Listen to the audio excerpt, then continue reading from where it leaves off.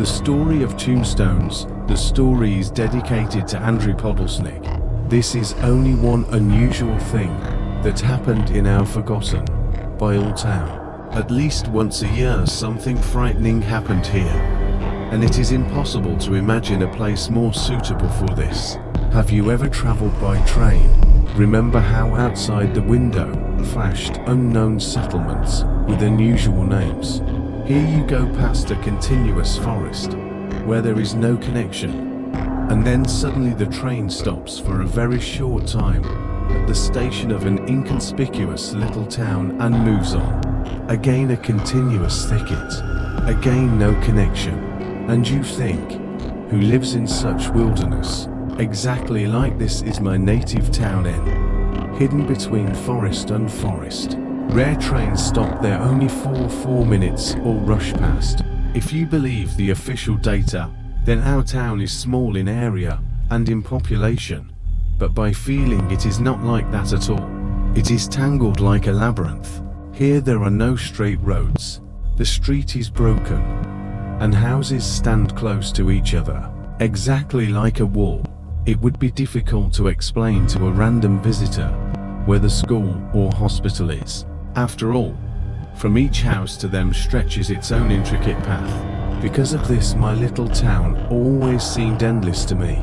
There were always streets, alleys, yards, corners where I had not yet been, houses which earlier I had not seen, narrow passages, arches, allowing to cut the way, or, on the contrary, to get lost in the stone labyrinth. In childhood, these strange routes seemed normal. To school I walked in a half arc, turning then left, then right, somewhere past the highway, and somewhere through the yards.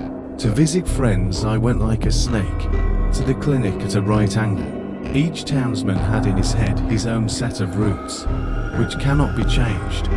Otherwise you get lost and end up not where you went.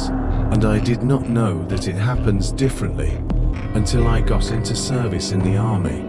It turned out that there are towns not similar to ours, and my fellow soldiers were surprised at the stories which I tell and want to share now with you. My name is Andrew Podolsnik. I am 21 years old. In general, an ordinary guy. Always was fond of PC games. Loved to spend time in nature or in hikes. But the place in which I was born is in truth unusual. In our places, there are various atmospheric phenomena. For example, in rainy summer, the sky is covered with green clouds, and the whole town as if becomes green. People said that this is all because of the old factory that stands on closed territory, a little further than the center of the town, and only God knew what was produced there. It was called simply the factory, and was blamed for different problems. But what happened last year exactly cannot be called consequences of harmful production. In our district the following happened. One morning in the middle of the yard, people discovered a tombstone.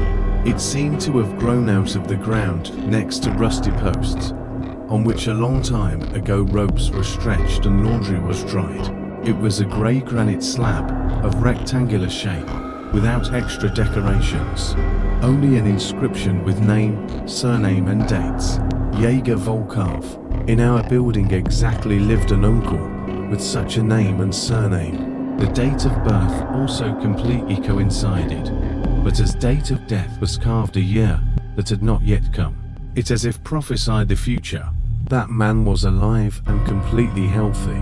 He only recently turned 42, and according to that stone, he had left to live a little more than 9 months. And who thought of making a tombstone for a man who had not yet died? It looked like a cruel joke or someone's threat. But Uncle Jaeger was from simple workers, and he lived modestly. He had no enemies and enviers. People were surprised. Maybe he himself decided to immortalize himself this way. They went and asked, "What is this?" Uncle Jaeger heard about this for the first time, ran into the yard, examined the stone and asked, "Well, and who did this?" People shrug. "Well, not children playing. The stone is strong, thick. The author of the idea did not spare money. Our neighbor did not like this, and it is understandable. He was a serious man. Half his life he worked in a car repair shop, had a family, looked stern, wore a beard, often frowned his brows. People like him do not understand jokes. Uncle Jaeger immediately tried to uproot the tombstone from the ground.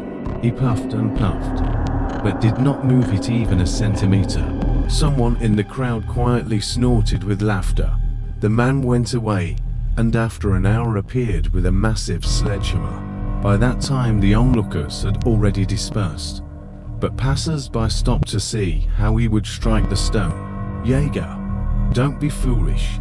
You need to call the district policeman," shouted Grandmother Shura from the balcony of the third floor. The neighbor did not even turn around when he struck the stone. The sledgehammer bounced back. The tombstone remained whole, without a single crack. "Strong bastard," said Uncle Jaeger with annoyance.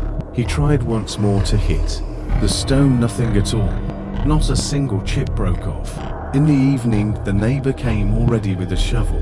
People already began to laugh. Was he preparing a grave for himself? No. The man decided to dig out the stone. He tried for a long time, went into the earth waist deep. But here are miracles. The slab turned out to be long, no end to find. Only after this Jaeger Volkov went to the district policeman. That grey slab stood right opposite my window. To look at it in the evening was creepy. There stands a tombstone in the middle of the yard and dug up earth around. From such a phenomenon, nothing good was to be expected. The next day, Volkov covered it with boards. How was it for him to see his grave right in the yard? A few days passed, and near the children's playground appeared another granite slab. Exactly the same, but with another name and dates. Alexandra Trepiknikova. That was the name of our neighbor from the third floor, Grandmother Shura. The tombstone measured her to live another 4 years. When she saw it, she almost had a stroke.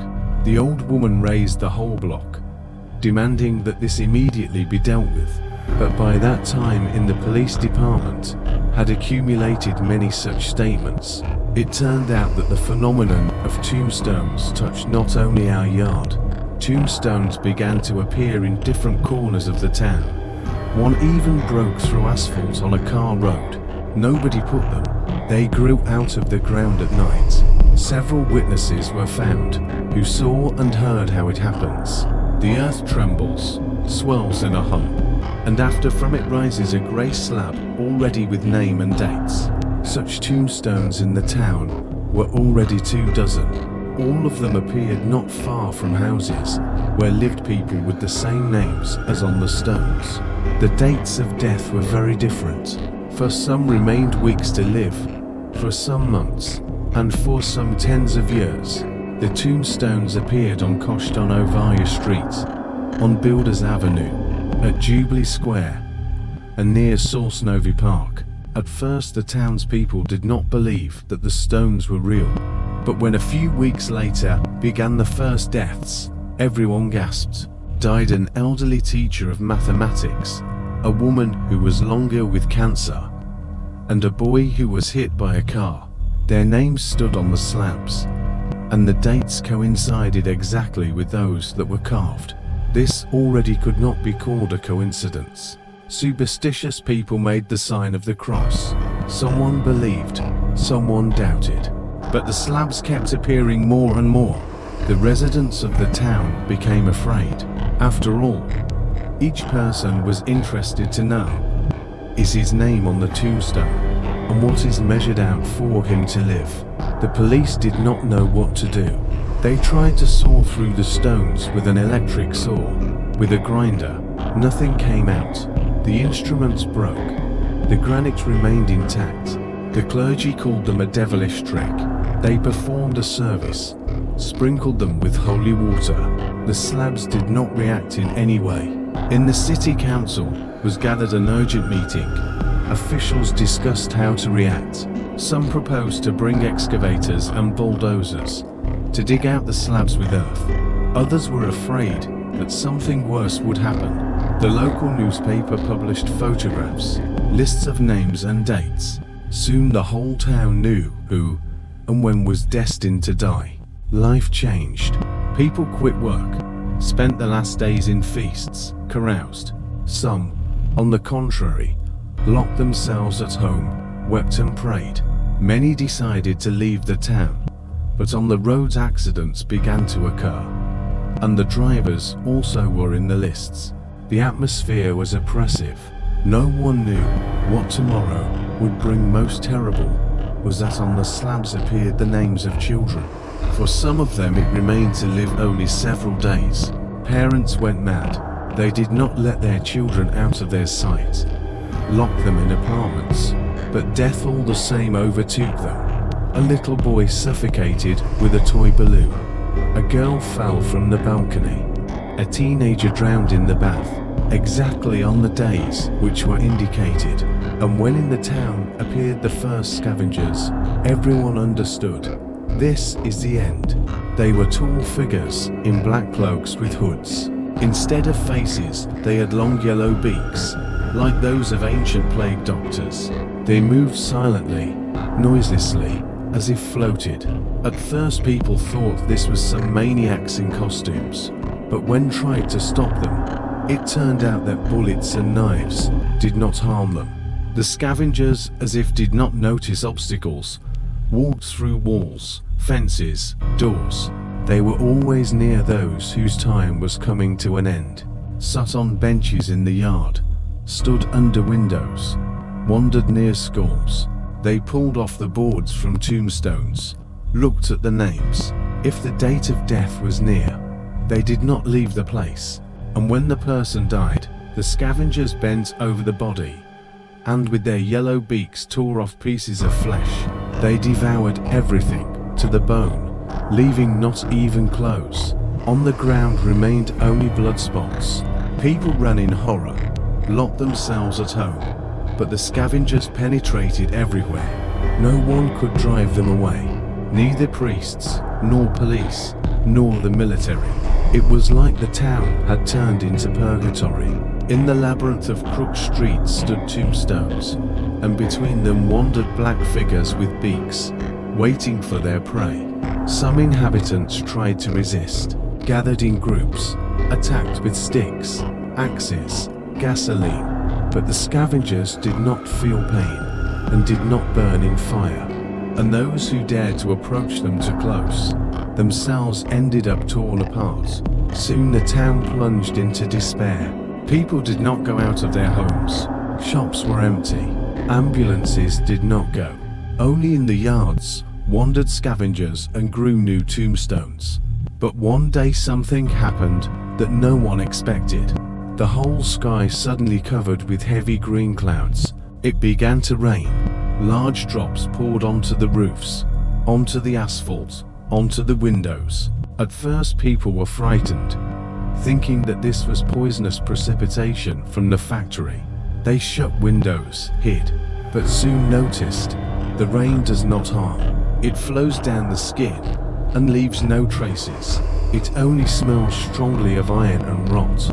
And then it became clear that the rain was dangerous not for people, but for the scavengers. Where drops fell on black cloaks, fabric began to smoke. The cloaks turned into rags, stuck to the body. The skin of the scavengers hissed, peeled off, slipped in strips. Yellow beaks melted, curved. They screeched like birds, tried to run, but stumbled, fell, writhed in puddles. The rain did not stop for several hours. By evening in the streets lay black piles of slime, in which white bones gleamed. From under the rags rolled skulls, with holes instead of faces. By morning the clouds dispersed. The sun rose. The puddles dried up. From the scavengers remained only grey stains on the asphalt. And then one more miracle happened. The tombstones, which stood all over the town, began to crack. First small cracks appeared. Then the granite broke into pieces, crumbled into gravel. By noon from them remained only heaps of grey dust. The townspeople came out onto the streets, not believing their eyes. Someone laughed. Someone cried. Someone fell to his knees and prayed. Everyone thought that the horror was over. The town slowly began to come to life. Shops opened. Children again played in the yards. People tried to forget what happened as a terrible dream.